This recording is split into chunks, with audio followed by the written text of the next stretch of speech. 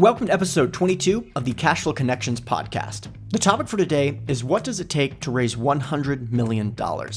There are not a lot of people out there that can speak knowledgeably about this topic, but luckily we have a guest today who is one of the very few individuals that actually knows some of the answers to that question. In fact, they're in the process of raising a $100 million fund right now. So in this episode, we're going to discuss several topics related to what it takes. First of all, we're going to talk about some of the benefits of raising a fund versus utilizing several single asset investment vehicles. We're also going to discuss when someone says a deal is, quote, institutional quality, what does that really mean? This is a topic that comes up frequently. And what are some of the key differences when dealing with accredited investors that may be investing $100,000 or $200,000 as opposed to institutions that may be investing $25 million or $50 million? And I think this is a really important question. Why is now the time to raise a $100 million fund in the multifamily asset class? Also, before we get to the episode, I wanted to send a shout out to an investor of ours, Chris Sullivan, who referred 4 accredited investors last week. We just sent him a $800 Amazon gift card, but not only does he get to spend that money on virtually anything money can buy, he's also helping his friends get connected with some very favorable risk-adjusted investment vehicles through Cashflow Connections. So if you haven't yet, make sure to send me an email to hunterthompson@cashflowconnections.com, and I'll send you your personalized referral link so you can help your friends and family grow their investment portfolio through these recession-resistant real estate assets. Again, we're only running this program until November 15th, so make sure you send an email to hunterthompson@cashflowconnections.com right now so we can send you your personalized referral link. Now let's get straight to the episode. How's it going, everyone? Our guest for today is John Azar, who is Executive Vice President of MACC Venture Partners, where he directs strategic development and growth. He oversees capital structure, alternative financing, and investor portfolio development. He has a history of pronounced success in investment management, institutional sales and distribution, as well as commercial banking and lending. Through his career, John has worked on a cumulative portfolio of more than $1.8 billion, spanning from Boston to Miami, as well as London and South America. So really all over the world in some really high asset values. John, thanks again for coming on. Sure, you're welcome. Thanks for having me on. Absolutely. So let's talk a little bit about your background and how you got started in the real estate asset class. Sure. Real estate came to me actually somewhat by accident. It's kind of funny to say that, but I started my career in finance and investments when I was at Morgan Stanley, and we worked on a structured finance project in Miami at the time. Actually, that was pretty sizable. It was over $1 billion and a quarter. And it was for a tower, and my partners and I worked on the structured finance of it for almost a year. The project almost came to fruition, but ended up tanking with the early crash of the commercial bubble in 2005, 2004. And it ended up being a bust project. So it's kind of ended up being a failure, and that's how I tell everybody I started in real estate by failing in it first, and but after that project kind of busted, some of the players came to us, and developers and financiers came to us and said, "Hey, we'd love how you guys handled this.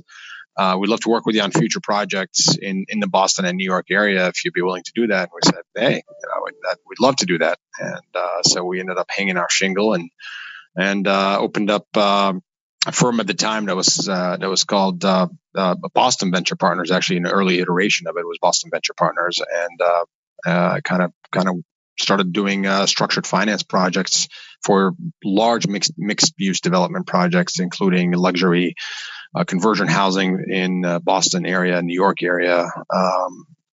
That's how I got started in real estate. Awesome. So, I mean, that's pretty incredible that you spent that much time. I can't imagine the resources that went into a deal. What was the purchase price of that deal that ended up going south and not actually going through? Well, the land by itself was at the time was $50 million, and then obviously the development costs and everything else were north of $1 billion, billion and a billion, 1.1 billion, something like that. Whoa. So, I'm sure there's just so many takeaways getting in the market at what most people consider to be probably one of the most interesting times in the history of the United States in terms of real estate. What are some of your major lessons or takeaways that you learned seeing what happened, not only in that deal, but, overall as a market? Oh yeah, absolutely. I mean, the overall in the market was, you can't sometimes predict the market. You just have to be. I mean, and that's something I always had a philosophy on. You can't predict the market. You always have to be in the market, and that's what I tell people I mentor all the time, and people I coach is don't try to time everything. Don't try to time the market, because you're never going to get it right. You're either going to sometimes underhit it, overhit it. Just be in the market, be ready to do a deal, have your eyes and ears open. And that's something I took away from even back when I was a stockbroker. It's one of my earliest mentors used to always tell me, don't time the market, just be in the market. And that's what used to tell some of my early investors. And that's pretty much one of the takeaways is that, even though we failed, we had a pretty large failure in that one project, but we were in the market and we were in it to win it. And we, and that kind of came through from our, to some of those early venture partners that we had, and they liked it, and we ended up winning future deals. They weren't as large and life changing as that first one, but certainly on the right track. Got it. And just to clarify, I mean, based on what took place in the market, was it a good thing that you guys didn't end up investing in that original development, or I mean, what are your thoughts on that?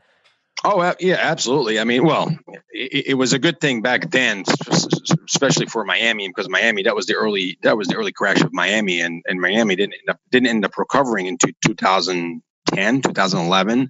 So it took another 7 years for Miami to bounce back or start to bounce back. 2012, really. So during those 6 or 7 years, if they had done that project, it would have been a completely busted project. But again, that goes back to that what I was saying earlier. If somebody had done that project back then, this project now would probably be a $2 billion project. So,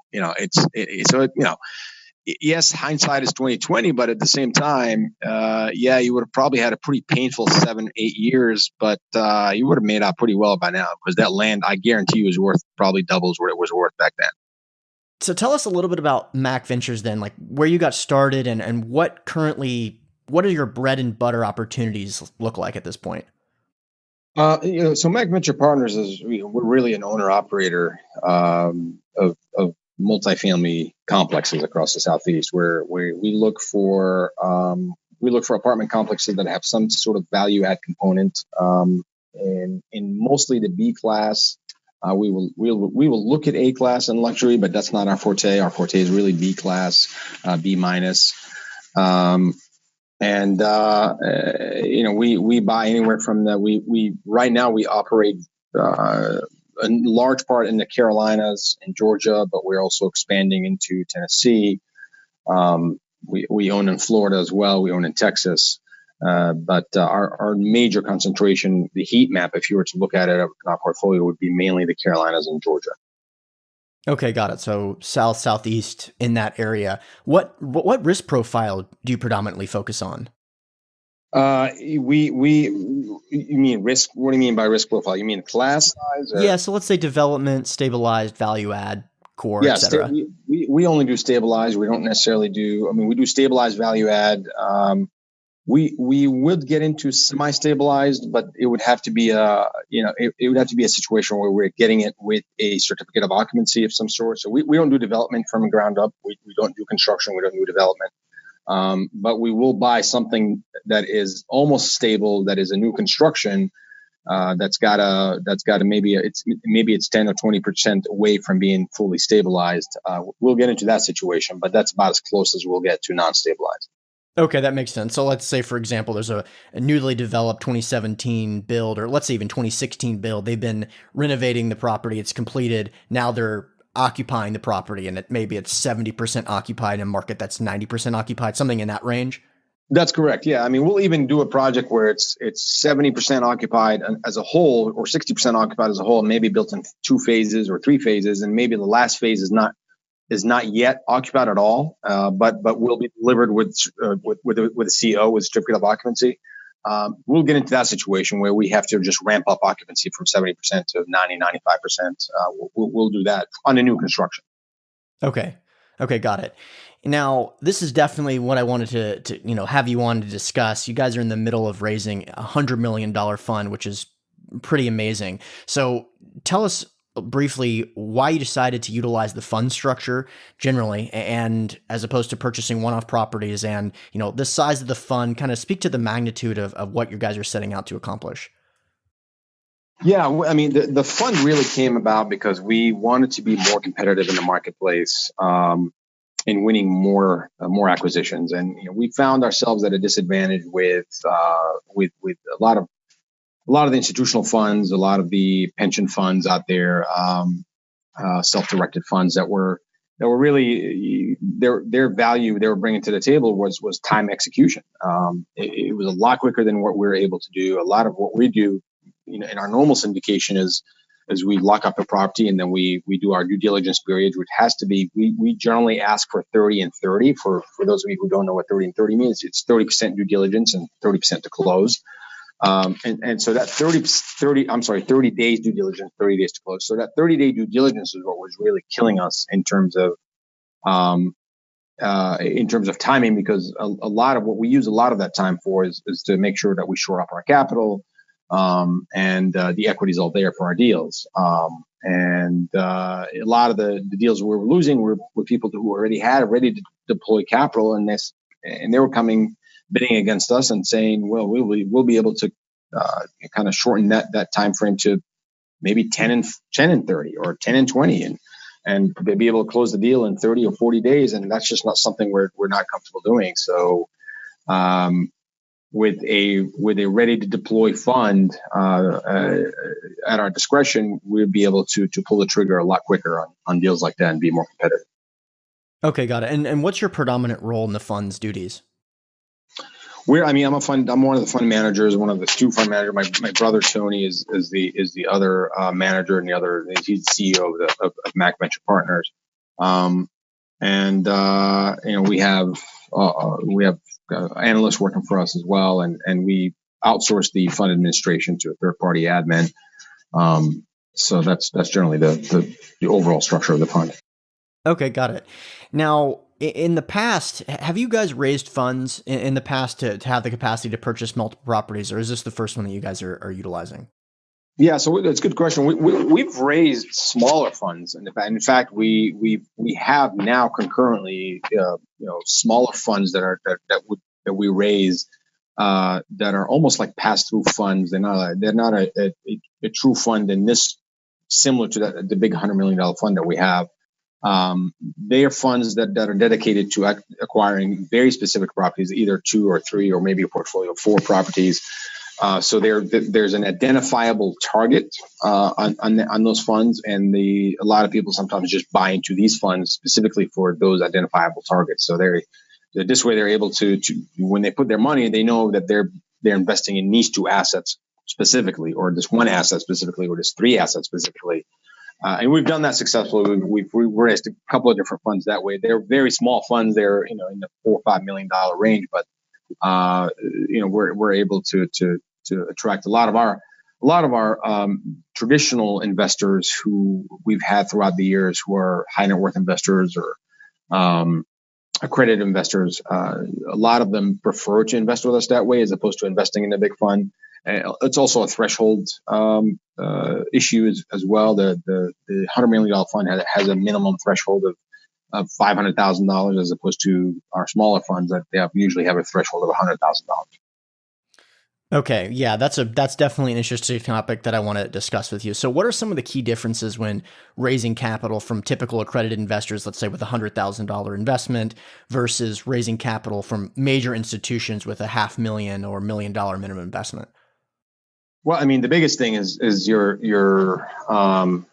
the investor. If it's an accredited investor or high net worth investors, they're certainly going to be very sophisticated. And when it comes to institutional investors, they're obviously going to be even more sophisticated, and their requirements for structure, reporting, internal processes, internal structure is going to be a whole vastly different than what accredited investors or high net worth investors require from a smaller opportunity.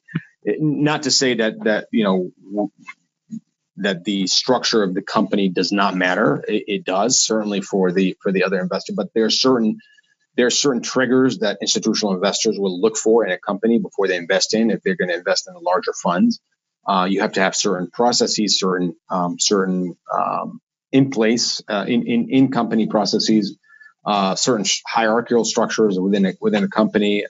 You have to have an identifiable teams of how you're going to be able to scale up, how you're going to be able to absorb. Your absorption capacity internally is going to matter a lot. Obviously, in a $100 million fund as opposed to a $5 million fund. These institutional investors want to know that if they write you a check for $100 million, which will be deployed for $400 million worth of properties or $300 million properties, that you'll be able to absorb that amount of assets into your portfolio. And we are. But it took us a while to be ready to be at that stage. We had to restructure ourselves internally to be able to accommodate that absorption rate.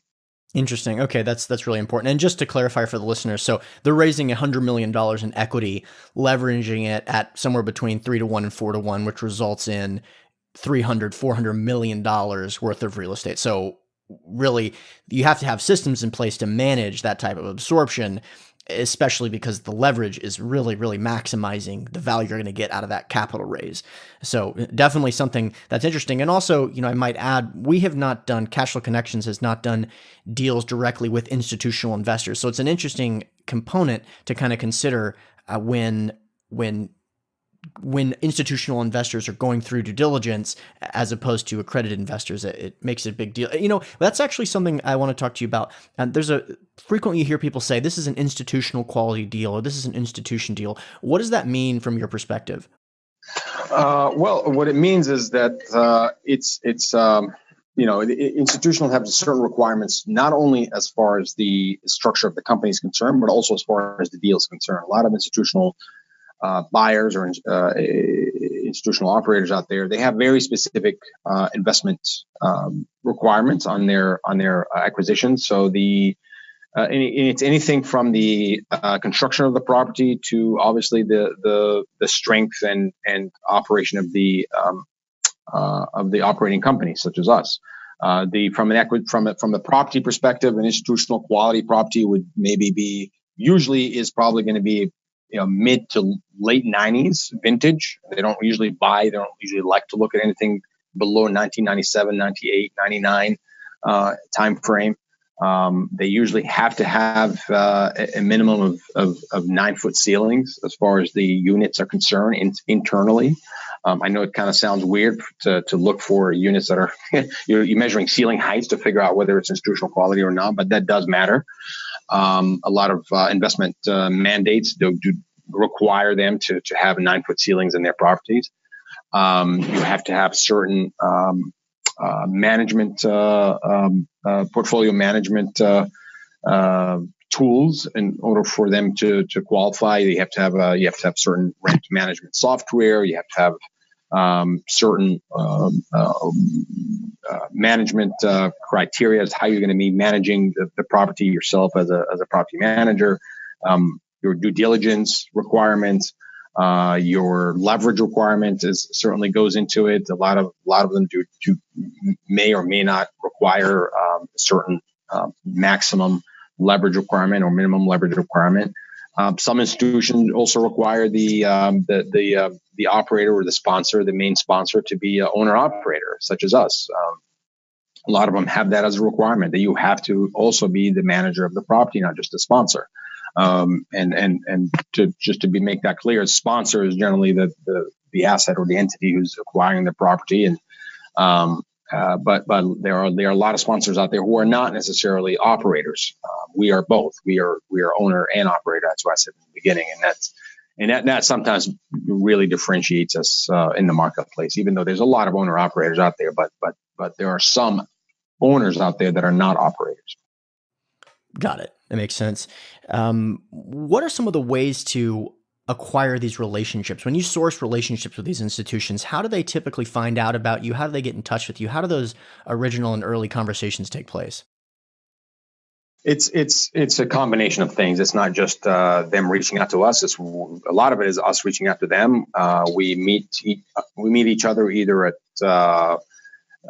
events or industry conferences, or a lot of times just by good old fashioned cold calling. You pick up the phone or send an email to someone who you think would be a good quality investor for you, and try to make a connection, and then hopefully line up a meeting, either fly out to them or they fly out to you. And usually the best way to sort of start exploring a relationship is, and that's what I tell everybody I get involved with, whether institutional or not, is let's talk about a specific deal. And if you like it, you like the parameters, you like what you see, then we can continue the conversation. If not, then we can just part as friends and look at the next deal. That's really the only way, because you can talk about semantics of a relationship and what they require, what they don't require all day long. But until there's an actual deal in hand that you can discuss, and you can go through the semantics of it, and the different levers and requirements of it, that you're really not really having any meaningful conversation until there's an actual asset to talk about. Right. No, that's a good point. We have sponsors reach out to us all the time, and I just say, look, if you can send me your previous deal with your underwriting assumptions, I'll know within 30 minutes if it's worth continuing this conversation. And, usually it's not, but that's the easiest way to kind of cut through that. Absolutely. Yeah. Yeah. Let me ask you something. What is the largest? I know that this fund is significantly larger than something you've done in the past, and maybe even significantly different because of that. But what are some of the largest investment sizes that any singular entity has invested in a MACC Ventures investment? We've done investments as big as $38 million per asset, $35 million per asset. That's about as large as we've gotten. We are now entertaining some investments that are sizably larger than that. But it's, some of them are broken down into portfolios, or we're looking into two separate portfolios now. One of them, and in fact, we just went under contract in a portfolio in Nashville, Tennessee, for close to the $40 million range. We're looking into a portfolio in Atlanta that's going to be north of $70 million range. So it's not just the size of the capital, but it's also about the how many units and for us that would make a difference. When we look into a new market, we have to have unit size in order for us to be able to make a push into that market, especially if it's a market that we don't have a lot of assets in already on the ground. So we really need sort of critical mass to get us to entertain going into a new market. Okay, got it. And did you say that one entity took down that entire $38 million in equity? Yes. No, okay, it's not equity. It is $38 million as the deal size, not equity. So that's leverage then. Do you remember how that relationship was sourced? Yeah, I mean, it was sourced through a combination of institutional investments and some of our own in-house money. Typically on a typical investment, we usually do anywhere between 70-75% leverage on any of our acquisitions. Most of what we do as far as leverage is concerned is agency debt, which means it's either Fannie or Freddie. And the 20 to 25% that is left in equity, that is syndicated out, and that is typically handled either at a 90-10 or 80-20, meaning 90% of it comes from investors, 10% from us, or 80% from investors and 20% from us. We always put in skin in the game in any of our projects, anywhere between 10 to 20%. So we always require us to be part of the equity structure as an investor, not just as an operator or as a GP. So we're in a project both as a GP and as an investor in all our projects. Okay, got it. And when institutions are going through due diligence, you mentioned earlier just looking at the processes. What is going through that process like? How long does that take? How many times do you guys meet in person? Kind of walk us through that process. Sure. It starts out with obviously them sizing the projects out, and we send out all the due diligence material, such as the deal, our underwriting, our full underwriting that we do on the deal. And then if it passes the first stage of due diligence with them, then they move on to we possibly have a discussion call, and possibly we just move to them coming on site and visiting the project, visiting the property itself. So that's the next stage, is them having a site visit, and then we move forward to obviously shoring up our banking relationships, our leverage relationships with whoever we're going to use for leverage. But that usually have already taken place from the moment we actually size up the deal. We usually start sending it out to some of our lending partners, and we get preliminary quotes on what we should expect out there in the marketplace. So by the time we actually do an offer and be in the best and final stage, we have a pretty good idea of what size of leverage we're going to get, what kind of leverage parameters we're going to get, what kind of product it's going to be, whether it's going to be a 10-year product, 12-year product, it's going to be 75, 70%, 80% leverage. I mean, we even rates to some extent. I mean, they can't lock down the rates until closing, but they can usually give us a pretty good idea of what the rates are going to be. So we're pretty far ahead by the time we actually get to the best and final stage, and then at that point, hopefully, if we win the deal, then we move to a full due diligence period, which means we would require on-site rent audits that we do concurrently with our institutional partners. If they would probably send someone to go on site with us to do a rent audit, at least audit with us on site, and we also do a lot of times, all the time, we do a unit by unit audit, meaning we require to walk all units before we finish our due diligence. So by the end of the due diligence period, we have a requirement to see every single unit in an apartment complex. So if it's an apartment complex that has 250 or 300 units, we need to see all 300 of them before due diligence is over. Got it. That's definitely a good segue into the next question. So being on site, obviously, what are some of the other strategies you utilize to make institutional investors feel comfortable in making this sizable bet on your firm? Well, look, I mean, we've been around for over 11 years. We've been operational. Our history of performance with our investors speaks for itself. We've averaged anywhere between 9 to 12% cash on cash per year for our investors, and over 18 to 20% IRR on most of our investments. That's a little harder to come by these days, but we're still trying. We always try to look for some kind of a annual pref rate that's paid out to our investors, and we're still targeting in the mid-teens IRR for a lot of our investments. We've never had a capital call in our history. We've never gone back to the well to ask for more money. And we've never defaulted on anything that we've owned before at all. So our record is again kind of speaks for itself. So a lot of our partners on the debt side will attest to that. In fact, a lot of our deals sometimes come from our debt lenders. They'll give us referrals on deals. They'll give us referrals on investors. And vice versa. I mean, it's a pretty synergistic relationship that we have with both our lenders and our institutional partners. When you're raising from both accredited investors and institutions, are the structures typically the same, or do you create multiple classes of shares for the fund? The structure is similar. We do have different shares that we could offer as well. It just depends on the size of the investment and what some of the parameters. I mean, obviously, if somebody comes to the table with $20 million, am I going to treat them the same thing as somebody comes to the table with $500,000? Absolutely not.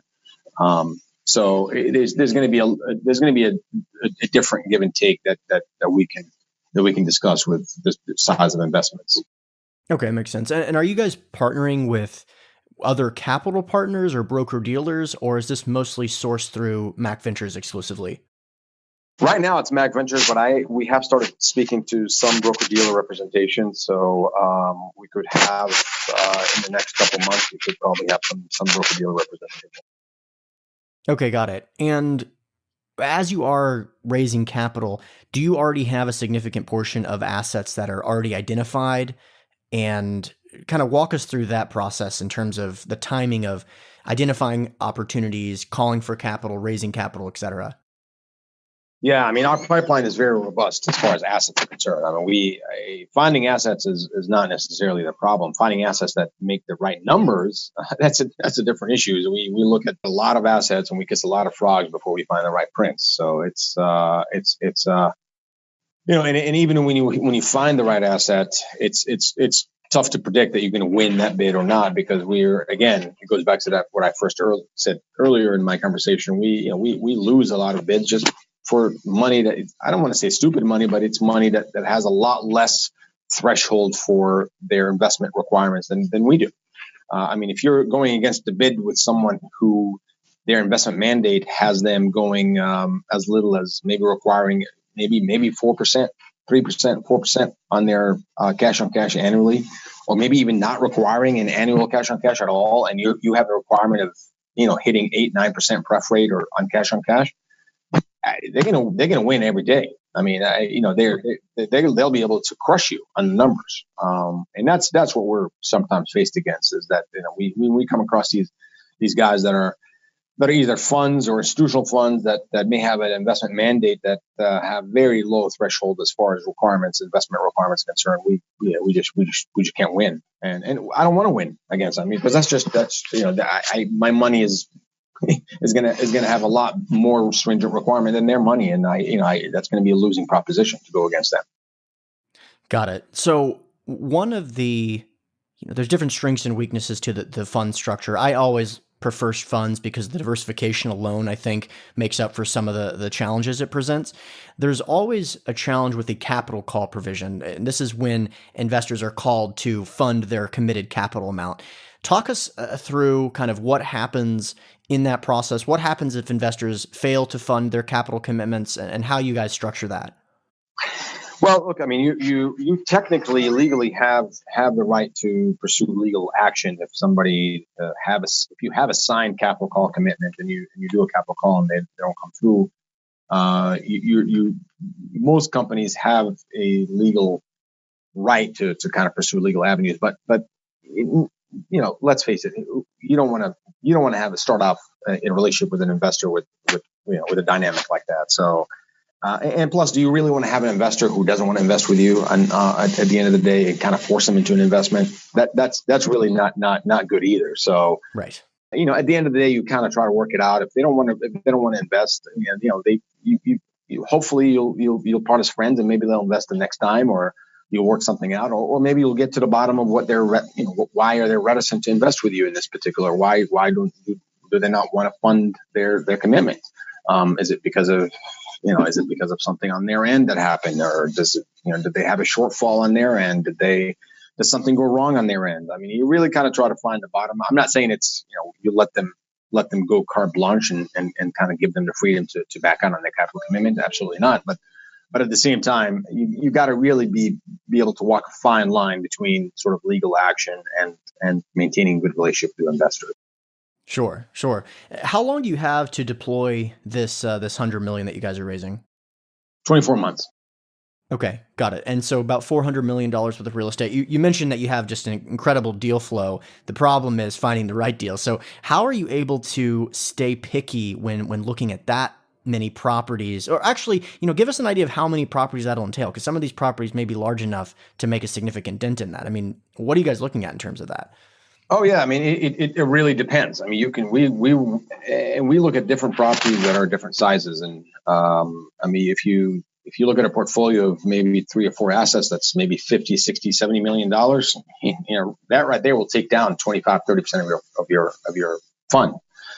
If you're looking at a single property that is maybe 15 or 20 million dollars, then you can get a lot more of those into the fund. So, I mean, there's really not one answer specifically, to be honest with you, that would, I can't tell you that, it's going to be made up of 20, $10 million assets, or it's going to be made up of, 5 huge portfolio assets. It's going to be a combination.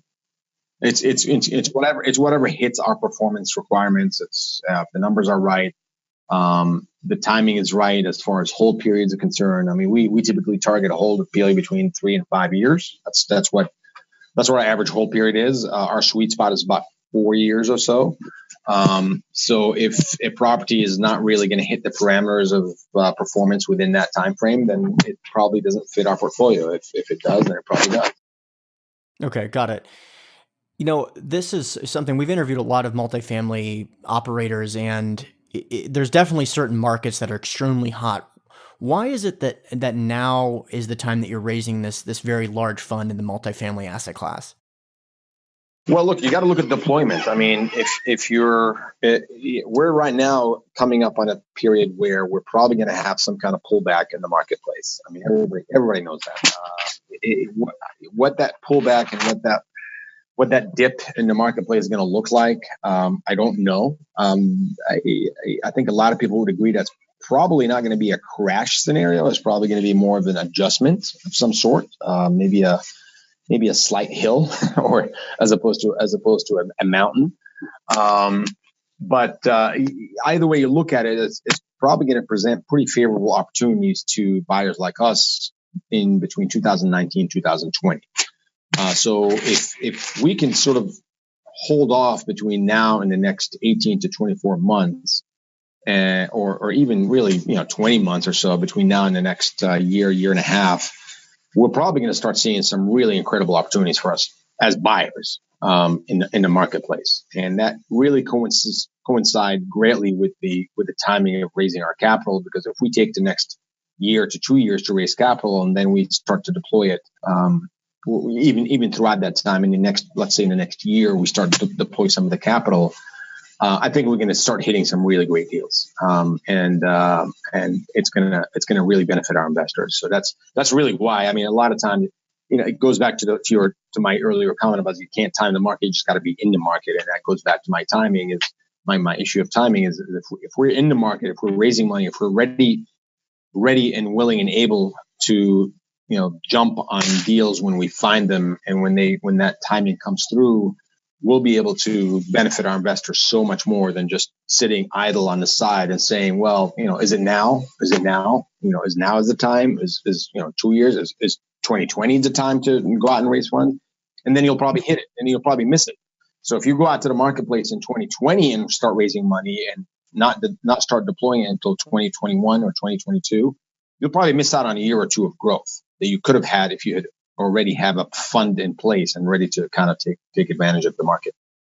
Got it. And obviously there's a million potential answers to this and no one can really know, but what are you seeing as some of the catalysts that could cause this buying opportunity you're referring to? Well, look, the interest rates is going to go up. I mean, there's no place for it but up. And right now there's still a disconnect between interest rate and cap rates out there. Cap rates have not yet caught up to what interest rate expectations are. And at some point, there's going to be a reconciliation between interest rate and cap rates out there in the marketplace. And I think that's what's going to eventually cause those good buying opportunities. Because right now, a lot of buyers are buying for the expectation that the interest rate is going to go up, and they're probably not going to be able to fund their deals, or those same opportunities are not going to be tenable for them with higher interest rates. However you look at it, the buyer pool is going to be probably contract in the next 12 to 18 months out there. Of willing buyers. So which means in the next 12 to 18 months, a lot of those opportunities for sellers are going to also contract. So sellers are going to be able to be a little bit more realistic on their pricing as opposed to now. Now sellers are sort of really being driven a lot by the dynamics of the market and trying to get as much as they can. And sometimes more than they're even thought that themselves that they can get for their asset, because there are a lot of brokers out there pushing that same scenario, that same dynamic, that same story of saying, hey, let's get your property out there. And at the same time going to buyers and saying, hey, there's this property out there. You're not going to be able to get this good deal. Let's put a bid on it. So that drives prices up. That drives prices really up, to levels that are sometimes crazy. So I think you'll start to see some tampering of that in the next year to 2 years.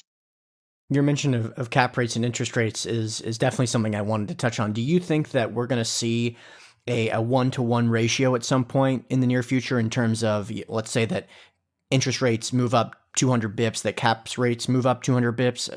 Do you think that's going to be taking place sometime soon? Well, I mean, that's probably a little idealistic. I mean, we'd like for that to happen. I don't. The likelihood of that happening, I don't know. Ideally, I'd love for that scenario to happen. Yes. I don't know if we're going to get to that even level anytime soon. They might. One of those two is driven by physical logic, and one of them is driven by the market.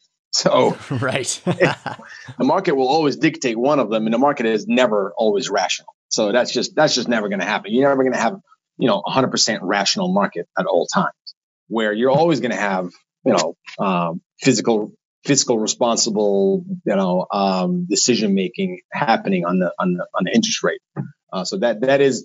Yeah, so you're comparing apples to oranges. You're really I don't know if there's ever going to be a reconciliation of both those metrics. Awesome. Well, that's really interesting topic, one that I'm sure we could have an entire conversation on. So, before we wrap up, obviously dealing with institutions, raising $100 million fund, this is something that a lot of people are going to be inspired by. If you had one bit of advice for young capital raisers or real estate investors or entrepreneurs, what would it be? Do your homework, do your due diligence, make sure that you have the right relationship in place. This is really, at the end of the day, this is a relationship business, and it's a reputation business. So don't burn bridges, and make sure that your reputation is solid, because at the end of the day, you're going to do more deals with better reputation than more bigger deals with a bad reputation. You're never going to do a lot of deals with bad reputation. So certainly just do your due diligence. Make sure you tie up your relationships and expand on those. Eat the whale one bite at a time. Don't try to eat the whale in one piece. If somebody wants to get to 1,000 or 2,000 or 5,000 or 10,000 units, don't try to do it overnight. I mean, just start out slow. Go to do your first deal with 200 units, maybe 100 units. Do your first deal with maybe 50 units, if that's what your capacity is. And make sure you're able to manage that process, whatever that process is. Because if you lose management or lose control of the process at any along the way, you're going to burn some bridges. You're going to burn some people that you're working with, and it's not going to end up pretty for you. That's my one piece of advice. Awesome. I really appreciate it. Hey, John, if you don't mind, you want to tell the listeners where they can get in touch with you? Sure. It's they can always email me at John at JOHN at MACCVP.com, at MACCVP.com. They can always find me on LinkedIn at Jalal John Azar on LinkedIn, or I'm on Twitter, and obviously our website is MACCVP.com. You can also find me there. Awesome. Well, I will include all of those in the show notes page. John, thanks again. Good luck on the rest of the raise. Thanks so much. I appreciate you having me on. All right, listeners, hope you enjoyed this episode. Obviously, it's a really unique situation when you get to talk to someone who is in the process of purchasing $400 million worth of real estate. So these are the type of conversations I really like having and providing to the listener base. Of course, if you want to get in touch with John, you can do so. The show notes page will have all his contact information. And again, don't forget to send an email to hunterthompson@cashflowconnections.com so you can get those referral links. Remember, each referral has to be an accredited investor. They need to complete their introductory call. But once they complete that introductory call, we will send you a $200 Amazon gift card for each investor you refer. So make sure to go ahead and do that right now. Thanks again.